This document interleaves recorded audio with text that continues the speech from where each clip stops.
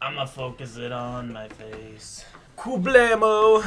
Hello, welcome to Writing Quest. In this video, There's a dog! yes, and we are going to begin discussing the magic system. What? Roll intro. Hey, Brendan, how does magic work?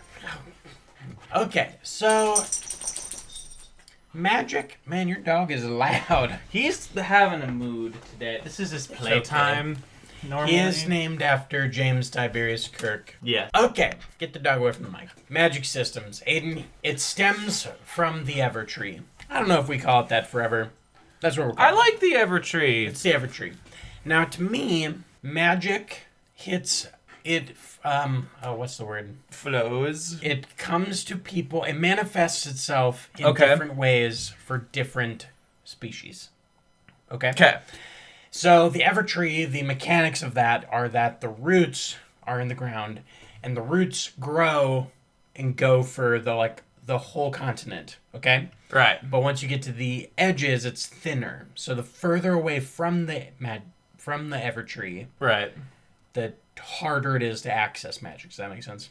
I should have So the closer you get, so like in my current story, the hunters are at their home base is at the Evertree. Right. That's the closest they can be to it. Therefore, they are the strongest with magic. Okay. So then you have like dwarves are up in the mountains, and they have their own kind of magic, but they're farther away, so they have kind of a weaker magic. And then like the orcs are all the way down south in Okay. the jungles, So also weaker also magic. weaker magic. Okay.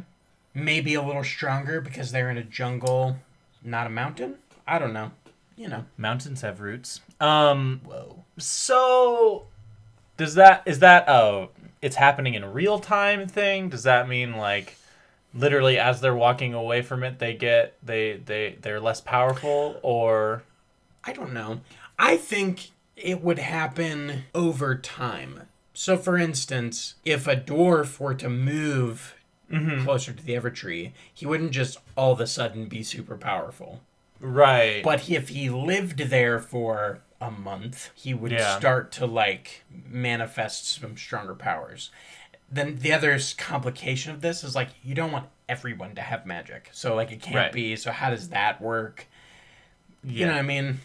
This reminds me of Marvel. We always bring it up to Marvel. We're huge Marvel I fans. love Marvel. So this reminds me of Odin in the Marvel universe, right? So in Norse mythology, winter is whenever Odin goes to sleep, because To, like, to recharge. recharge or whatever. Because they're in the comics, I believe they call it the Odin Force, and so he has to just recharge, right?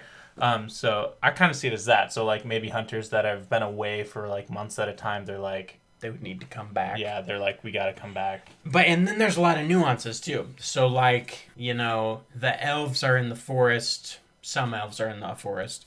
And they have a deeper connection to nature, which is kind of closer to the Evertree. So, like, they would also use their power through, you know, some elves use their power through, like, song and something like that. Whereas like, a dwarf might, like, they have to use runes or something.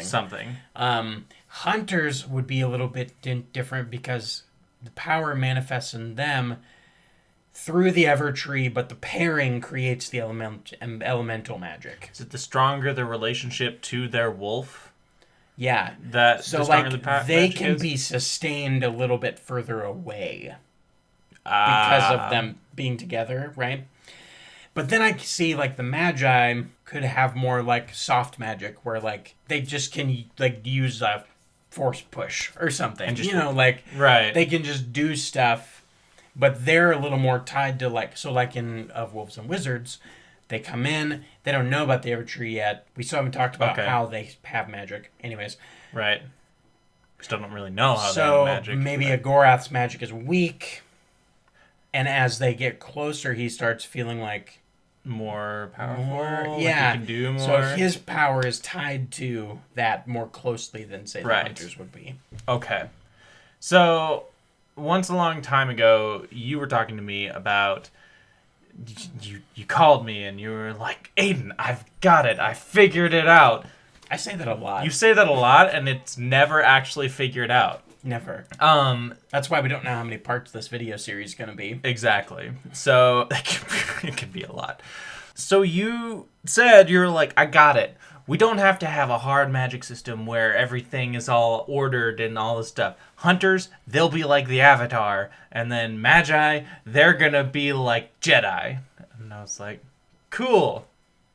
How does that work? Crap. And then you were like, I got it. The Evertree.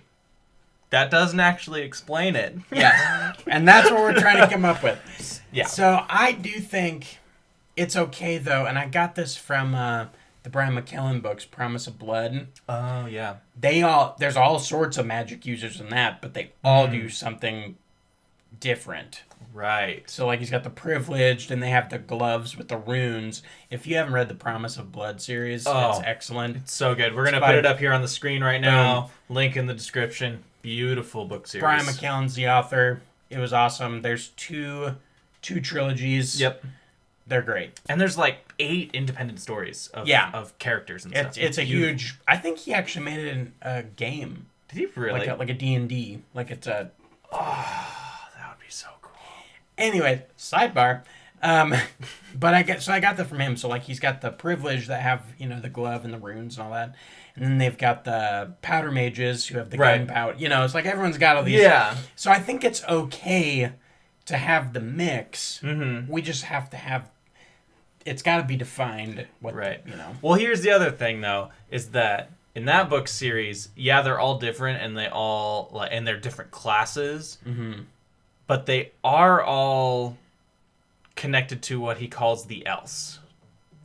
Well, that's true. So that's the introduction to these magic systems. Yeah, a lot of things to discuss here, but I think that's a good start. Yeah, so that's how the magic in this world very lightly how it kind of works. It starts with the Evertree. It starts with the Evertree. The Evertree connects it to whatever the magical force is. Yes, and then we just kind of need to go through each kind of group, and it's like, okay, how does this manifest? Because then you have, like, again, my example with the dwarves. We don't want every dwarf to be able to use magic necessarily. Right. So, like, within the dwarves, how do they get chopped up?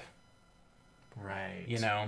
I do think the wolves can have the most, like, loose form of magic.